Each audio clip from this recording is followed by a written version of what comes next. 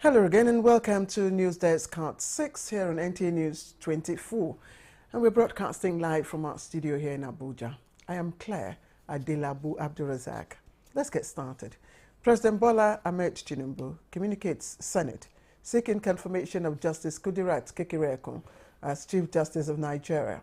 President of the Senate, Godswill Akpabio, read 3 other letters from the President on the first day of plenary as Senate reconvenes after 2 months of recess.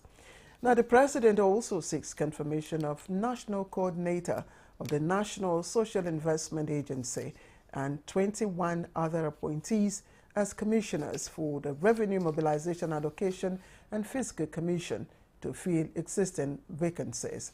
President Tinubu also, through a letter to the Senate, notified the Senate of his decision to withhold assent to the Legislative Staff Retirement Age Bill, which made provisions to increase to 65 the retirement age for some categories of staff of the National Assembly and legislative houses across the country.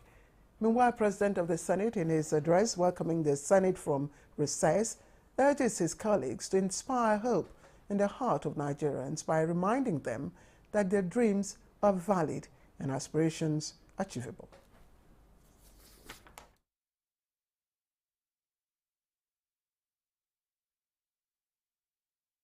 These glimmers of hope paved the way for a brighter future.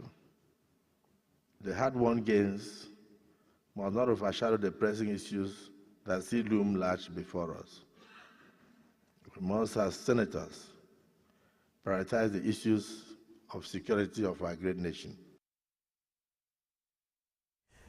And in the tradition of the legislators, items slated for consideration were stepped down to honor late Senator Ifeanyi Ubah, representing Anambra South, who died in July during the annual recess. And President Bola Tinubu has also transmitted an additional 2024 supplementary budget proposal for the Federal Capital Territory to the House of Representatives for consideration and passage by the lawmakers. Upon resumption, the Green Chamber also adjourned plenary after an abridged session to honor the memory of late Senator Ifeanyi Ubah. National Assembly correspondent Mitairi Ikwen now brings us the details. Resumption of plenary after 2 months of parliamentary recess was characterized by the usual exchange of banters among lawmakers. Speaker Tajuddin Abbas thereafter read the President's proposal for an additional 2024 supplementary budget for the Federal Capital Territory. This supplementary budget proposal has been prepared on the basis of the FCT's reviewed revenue and expenditure forecast and is aligned with the fiscal and developmental policies of the federal government and the renewed hope agenda. With it, the FCTA continues to prioritize improvement of human capital and infrastructure within the Federal Capital Territory. The House then adjourned plenary in line with its tradition to honor late Senator Ifeanyi Ubah, who died during the recess. His passing is a great loss to the National Assembly, his family, and the country as a whole. This is the first substantive session after the unfortunate demise of Senator Ubah. We're back, with regular plenary sittings, and we have certain areas that we anticipate that we would have, a lot of concentration on. First of all, we're expecting the 2025 appropriation proposal from the President, from the executive arm of government, and we anticipate that should come in sometime about October. Major expectation is MTEF, medium-term financial expenditure framework of the Mr. President, which will now form the basis upon which the budget 2025 will be premised. And we expect that there will be several motions and bills that will come on board after our engagement with our constituencies. The House is one of the most effective part of this government because, we are grassroots oriented. Most of us, we don't have any other place to go to. We must go home. And we feel the impact of everything, positive or negative, directly. So we must act very well. Meanwhile, plenary and other legislative activities will resume on Wednesday, 25th September 2024, with an expected inauguration of a joint ad hoc committee to investigate challenges in the oil and gas sector. From the National Assembly, Nta Nta News. And for some economic stories now, the Central Bank of Nigeria, CBN, has decided to further tighten interest rate by 50 basis points to 27.25% from 26.75% to safeguard price stability gains achieved. Our correspondent Musa Abubakar reports that the Central Bank Governor Olayemi Cardoso disclosed the position of the Monetary Policy Committee at the end of its meeting in Abuja. Members thus reiterated the need to work in close collaboration with the fiscal authority to address the current upward pressure on energy prices. The MPC noted the continued growth in money supply, recognizing the need to curtail excess liquidity in the system as well as address foreign exchange demand pressures. The committee adjusted a symmetric corridor to plus 500 and minus 100 basis points, raised cash reserve ratio CRR by 50 basis points to 50% from 45% for deposit money banks and 16% for merchant banks, while liquidity ratio remains 30%. And President Bola Tinubu has approved a revision of the Consolidated Public Service Salary Structure, CONPAS, and 11 other structures with effect from the 29th of July 2024 in line with the National Minimum Wage Act 2024. Now, Chairman National Salaries, Income and Wages Commission, Ekbunta, disclosed this to newsmen in Abuja. Joseph Oteng reports. The revision in salary structure of agencies in the Federal Public Service is premised on certain agreements reached by the Committee on Consequential Adjustment in Salaries. So the whole essence of this is to bring to a close the exercise that started with the negotiations of the tripartite committee. Use this opportunity to state that any state or body is free to approach this commission as a technical body for advisory services. Chairman, National Salaries, Income and Wages Commission, Ekbo Inter, says a circular is sent to agencies in the Federal Public Service to make the necessary adjustments. Whether it's self-funded or treasury-funded, that has not received any circular on this matter, specifically from this commission, should contact the commission for further directives. It is not of general application. That table you saw, which was in the social media, was specific for a particular salary table. So if you use it across board, you'll miss the entire point. For pensioners, NYSC members and other sub-organizations, Nta calls for patience, saying the Commission will issue directives on implementation of their benefits soon. In Abuja, Joseph Otsen, NTA News. All right, let's talk politics now. And to Edo State, where the governor-elect Senator Monday Okpebolo has been advised to show magnanimity and exercise extreme caution in managing his electoral victory in view of the fact that the state has been polarized by the election. Now, discussing managing election victory on Good Morning Nigeria today, guests urged the governor-elect to extend an olive branch to the opposition and bring together all other critical stakeholders in the state for a smooth transition of government. For details, let's join Ekemini Williams. In the fiercely contested off-cycle election that the whole country was fixated on throughout the weekend, Senator Monday Okpebolo of the APC was declared winner and the Edo State governor-elect by the INEC after securing the highest votes in the contest. As the APC and his supporters celebrate their victory, guests on the program urged aggrieved opposition parties to take their grievances to people and say, okay, please let's come and deliver services to Edo. Let's take Edo to the next level. They called on civil society groups to advocate for peace in the state. In Abuja, Ekemini Williams, NTA News. All right, and strengthening of the nation's institutions was the focus of discussions for political stakeholders in the aftermath of the Edo State governorship election. Now, for the Abuja School of Social and Political Thought, the whole process should be critically looked into with a view to strengthening the independence and autonomy of the electoral umpire in order to eliminate potential litigations and imbibe confidence of the electorate.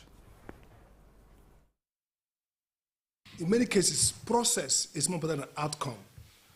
If you follow the right process, even if you don't have the right outcomes, you have enough stability to make better choices. So this is not about APC or PDP or Labour. Abuja School is saying this is an opportunity instead of worrying about, yes, Edo should go to court, PDP should go to court, maybe Akpata should go to court. We don't care. We have a clear path, the West report, that's easily implementable. All this window dressing, constitutional amendment in the National Assembly, or electoral act, or whole conferences here and there, we need to reset INEC. Liberty is a blessing, though a blessing that is a blessing that must be earned before it can be enjoyed. So that places a huge obligation on the part of the people of Nigeria to realize that the question, how they raise themselves to liberty, requires action. It requires active participation.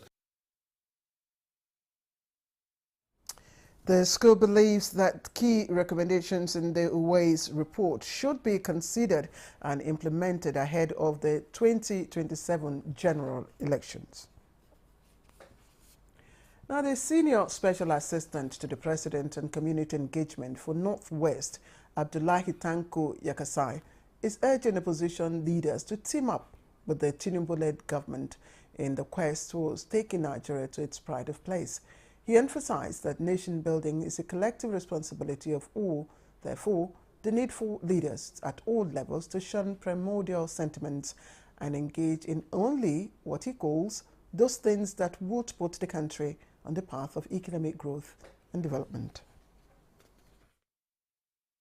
If the opposition can come with their own ideas, I'm sure Mr. President is listening here. You have seen how he has reversed a lot of things if he feel either he's been misguided or it's not right. He has retracted steps several. You say this is the policy, and then later on you say, okay, relax this policy.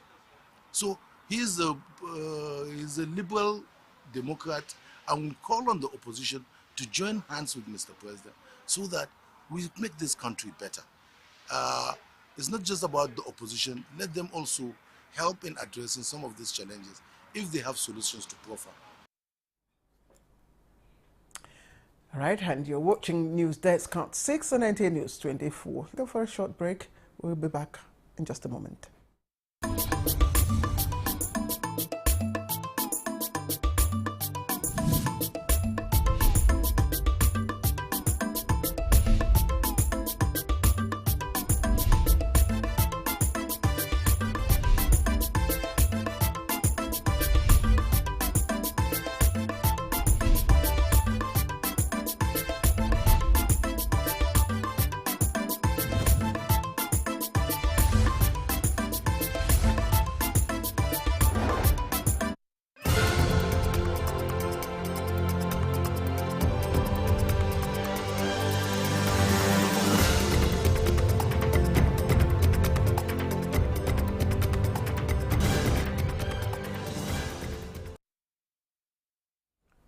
Welcome back, and thank you for joining us again.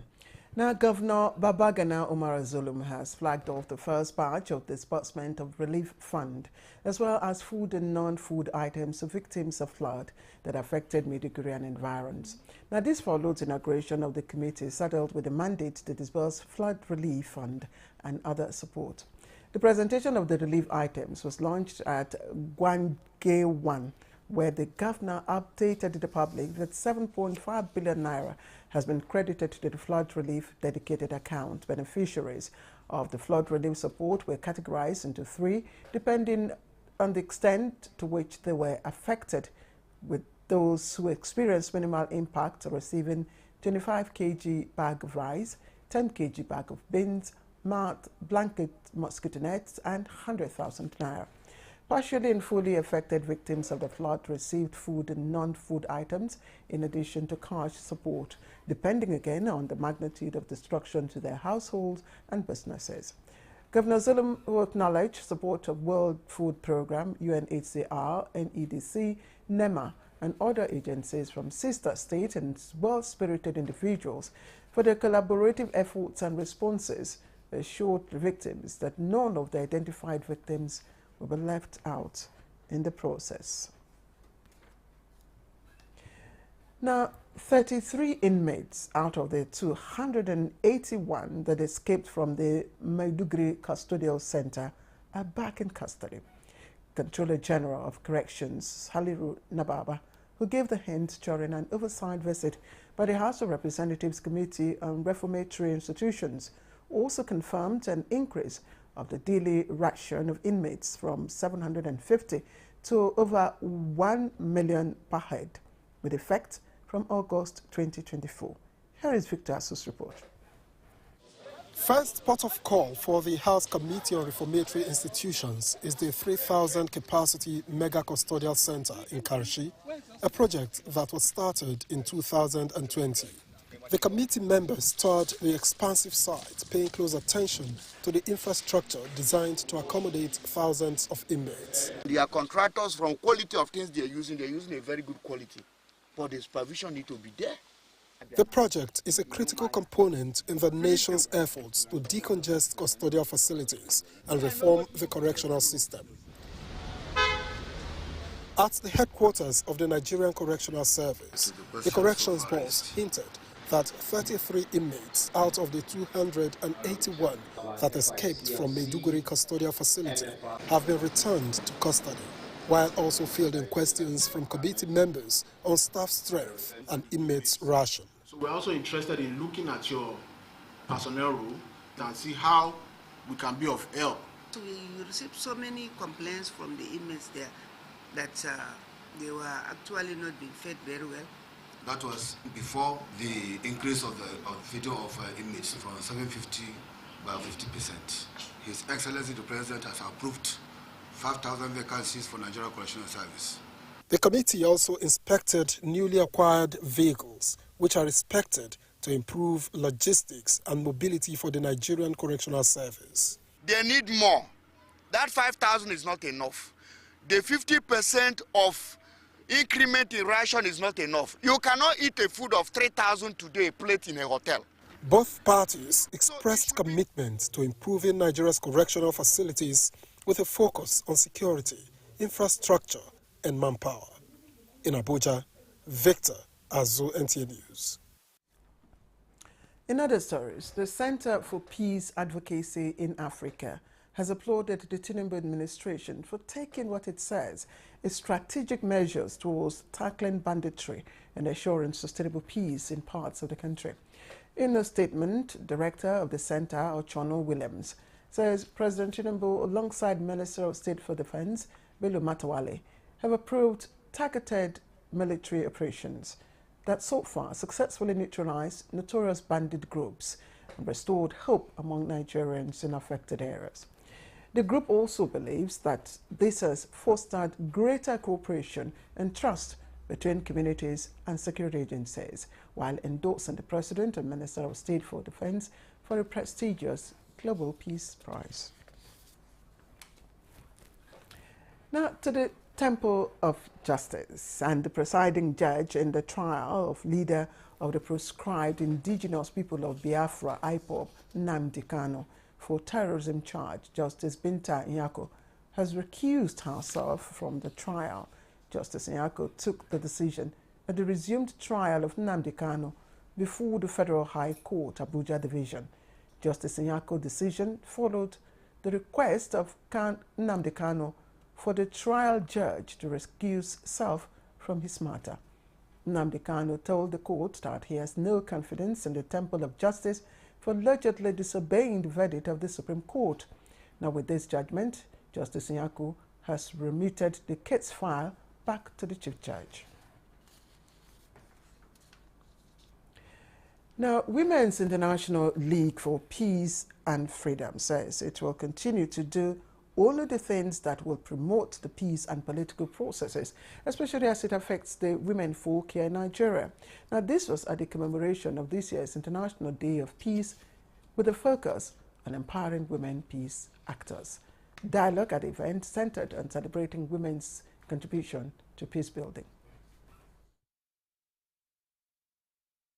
As we commemorate the International Day of Peace, we also take this opportunity to reflect on the challenges and gaps that hinder our progress in cultivating a culture of peace, particularly in our region. We reiterate our call to support women-led peace initiatives, enhance women-led peace initiatives, and women's access to decision-making spaces.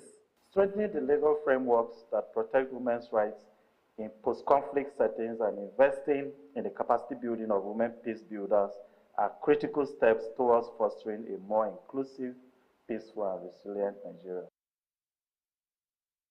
The event showcased the successes of women's rights organizations in peace building and mobilizes support for women's peace building work. All right, time now to remind you again of our top stories.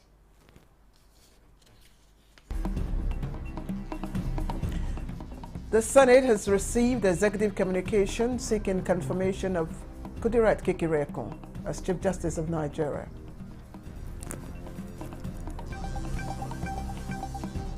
And the Central Bank of Nigeria has tightened the interest rate by 50 basis points.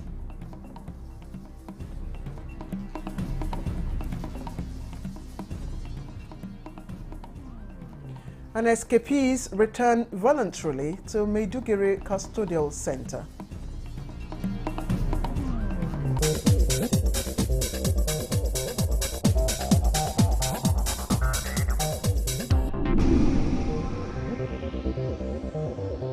This is Nta News24. And Alhaji Abdullahi Sabi, father of the Minister of State for Agriculture and Food Security, Dr. Aliyu Sabi Abdullahi, has died at the age of 100. He passed on at New Busa late on Monday night, September the 23rd, 2024. Funeral prayers and interment have taken place today at Gbemuso Palace, New Busa, Niger State, based on Islamic rites. A statement issued on behalf of the family by the Honorable Minister of State, Senator Sabi Abdullahi, recalls that late Centurion Alhaji Abdullahi was a one-time works superintendent and supervisory councillor of Borgo local government area and was the pioneer chairman of the Jama'atul Izalatul Bidiyawa of Borgo Kingdom. Born in 1924, the late Alhaji Abdullahi was, until his transition, the district head of Luma in Borgo Emirate Council, New Busa in Niger State. And that concludes our news hour on NT News 24 for today. We thank you for watching, but don't forget, there'll be the network news at 9 on the network service, and of course on NT International at 7 with NTA News. From all of us here, have a good evening.